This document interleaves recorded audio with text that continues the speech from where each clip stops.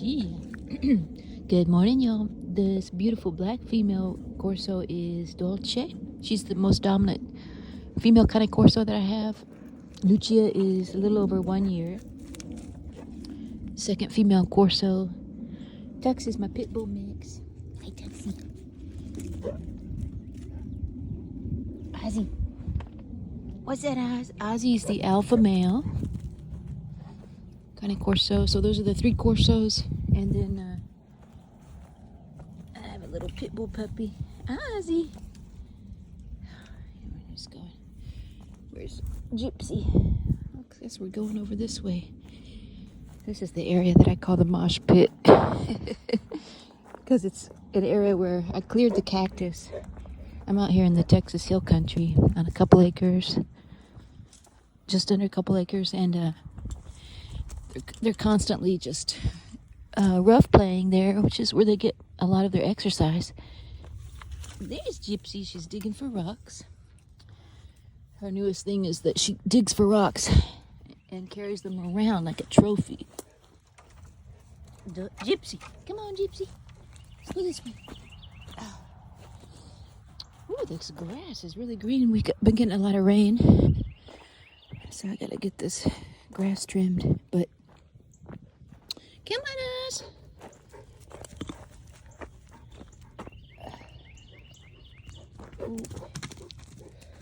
Ooh, I always cringe a little bit when I hear the paws hitting the ground behind me as the Corsos are running towards me from behind, because it sounds like horse hoofs hitting the ground, but she's knocked me over a couple times. Nothing serious, but could be. Hey, that structure. Ambushed her. Just a minute, Lucia. Let me fix this cushion. She used this as a springboard. Just a minute, baby. There's Gypsy carrying her trophy. Okay, baby girl. Ozzy.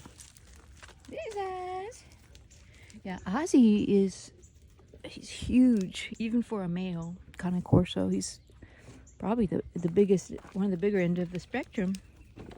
28 inches at the withers. Very, very tall. And pretty heavy. About 145 pounds. So he's pretty large even for a male. But he's fit. Hi, Papa. Ozzy. He's still fit.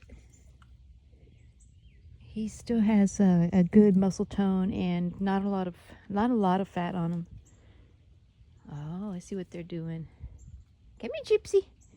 She's trying to keep away from Lucia. Man, y'all, it's beautiful out here this morning.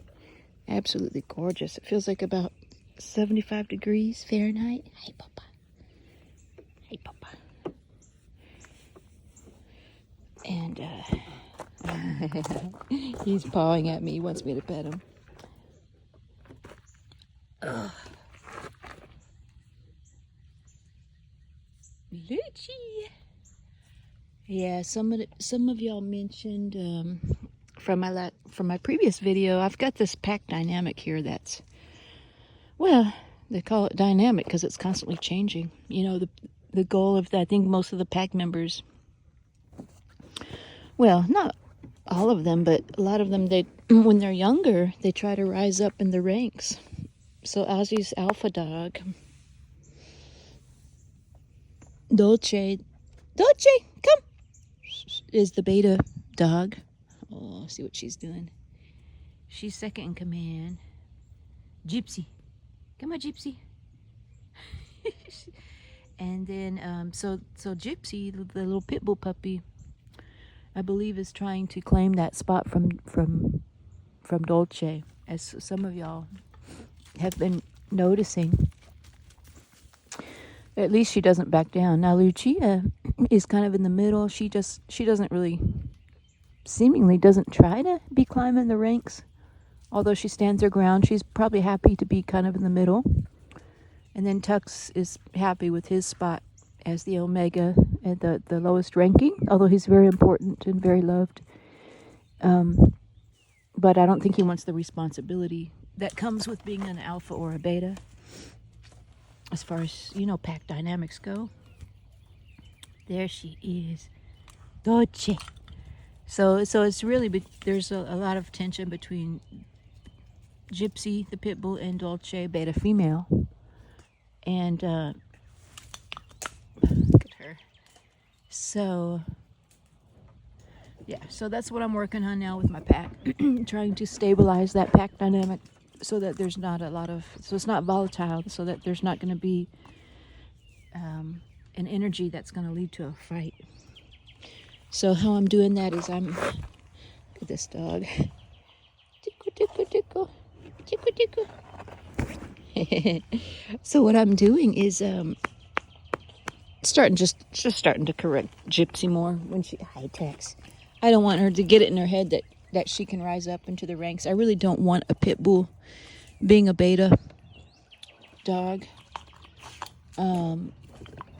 Now that's very hard to do, because pit bulls, they're known for being tenacious. They don't like to back down. They don't like to be, but she's got to understand her ranking in the pack, and she's got to accept that, or she can't stay. Simple as that. Now, it's on me. It's really on me to make sure that happens, and it can happen. I have faith in her. She's not so unruly that she can't be trained to accept her position in the pack. But it's extremely difficult, because pit bulls just do not like to. They don't like to be bullied. I mean, that's why they're called bullies. They're the ones that usually do the bullying, but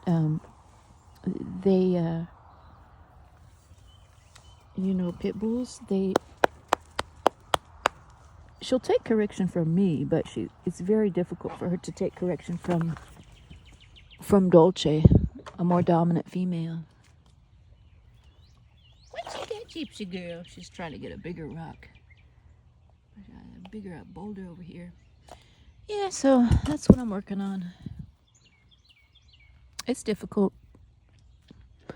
But yeah, what I'm doing now is I'm just putting Gypsy in submissive position, submissive posture, just by kind of pushing her over, not aggressively, but just assertively, tipping her over, pushing her. It's hard because she's extremely strong. The small as she is, she's pure muscle, like most pit bulls are. And yeah, I just tip her over. I hold her on her side, and she wiggles and she tries to get up. It's like tipping over a ton of bricks. But I hold her down on her shoulder, and I kind of gently but assertively squeeze her muzzle, not over her nose, make sure she can still breathe. And I just hold her there until she just goes kind of loose and doesn't fight anymore. And that's how I demonstrate to her that I'm taking over, and that I'm not allowing her to assert dominance over my dominant female Cane Corso. So that's just how I'm communicating to her. And, it's done without words. You don't even have to say anything, because the dogs really communicate by body language, 90%. By body language. And I really don't need to even say anything. It's just a simple movement. Another simple movement that I'll do is when Gypsy starts to, I call it corralling, is where she starts to walk around Dolce in a circle, or squaring up to her, shoulder to shoulder. And it's kind of where they try to tower. Oh, so she's shorter than Dolce, obviously, but she tries to, it's a very dominant move where they try to, almost like they're herding the dog. Kind of walks into her from the side, and like makes her walk in the same direction as she's walking, type thing. Now, when she does that, what I'll do is I'll then walk into Gypsy, and I'll kind of simulate that movement, but towards Gypsy. You know what I mean? So I'll just walk into her space, claim her space. It's another very simple gesture, body language that you can do.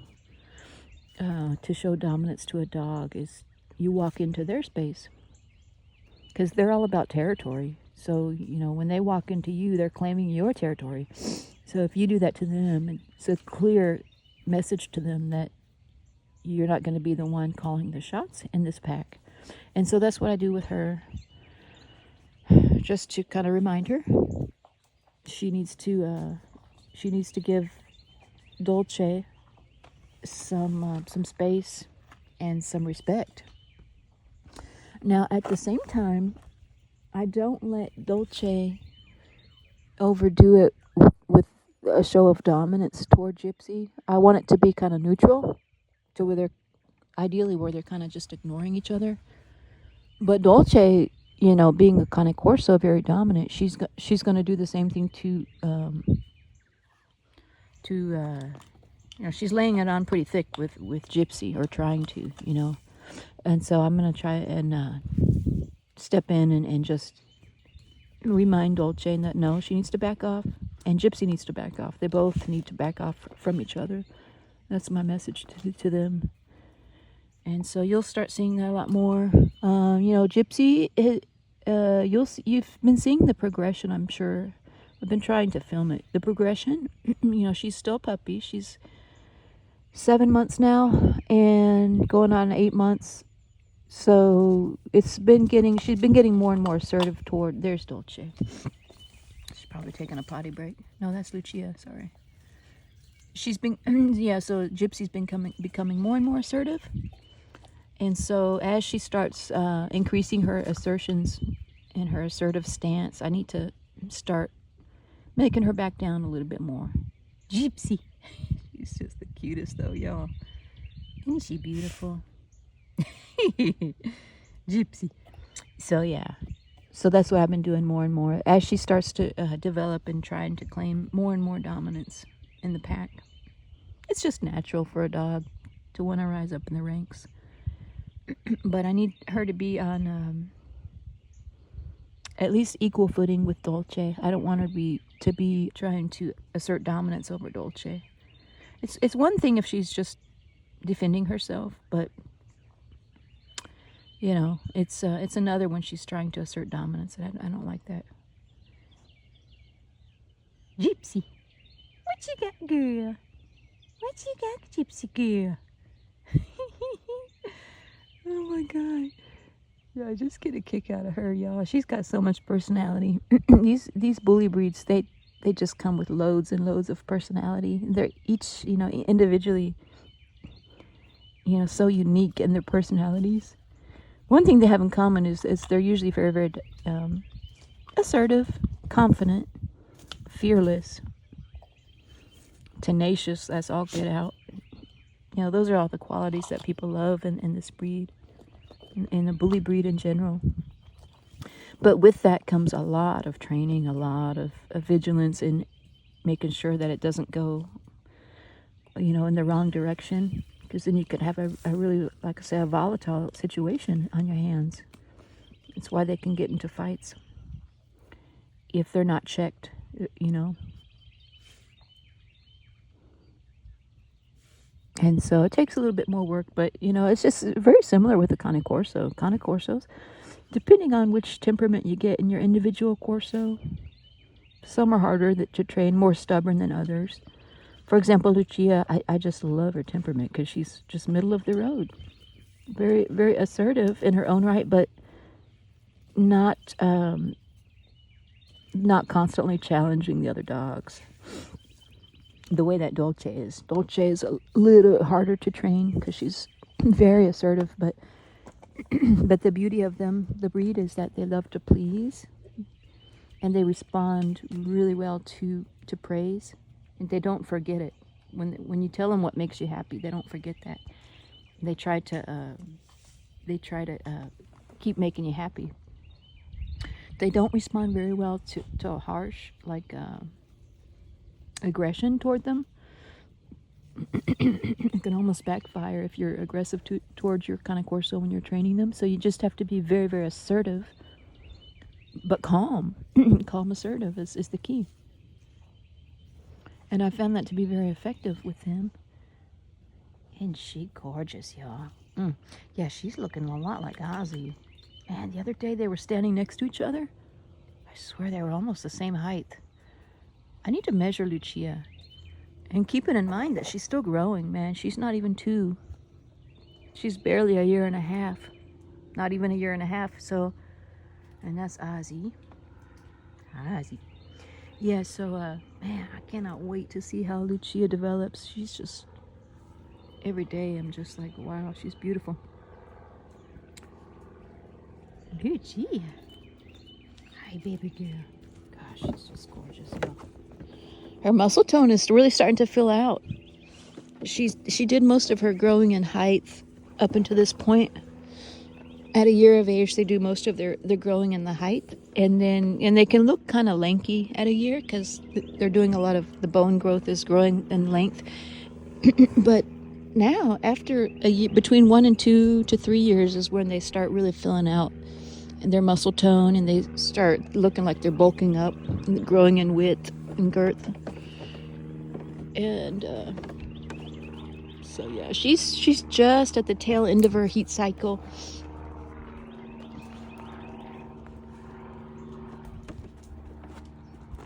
Thank goodness.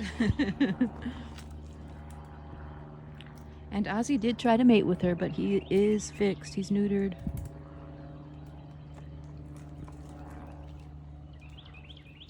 Yeah, but I was thinking, you know, she'll probably start maturing a lot more also in her behavior as she finishes her heat cycles. And I've noticed that a little bit. She's still very, very playful, especially with little Gypsy. Ozzy's scratching his back. Scratching his back on that branch. Oh, yeah, dang, this video's getting long. Let me cut it short. I still have to go into work today. Happy Friday to y'all. And I got a lot of yard work I gotta do today. I ordered a bunch of pine needle. Hey, if y'all can, if you're still watching, this video so long. If any of y'all have pine needle or live in an area like Florida or Georgia, shoot, even I think East Texas has a bunch of pine trees. Wherever there's a lot of pine needle, or if you use it, can you comment down below if you've ever had any bad experience with pine needle in regards to how your dogs are with them? I think I saw it on a forum once where there was a dog that got a pine needle stuck in its paw. But I just ordered a bunch of it as a ground cover because, you know, kind of to augment the mulch that I'm about to lay down. And